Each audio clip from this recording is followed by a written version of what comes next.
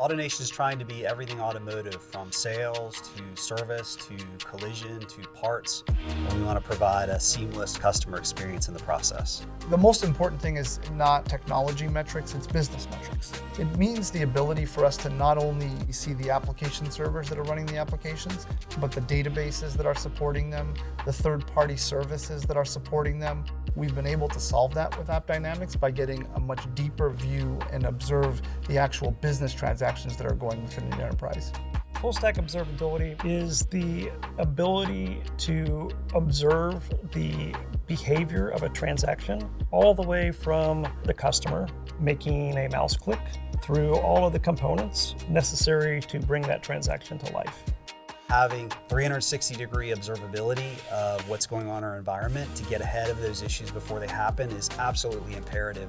We've recently moved into ThousandEyes. We're moving from largely on-prem applications to SaaS-based applications. We've also added the secure app piece, and that's vitally important to AutoNation.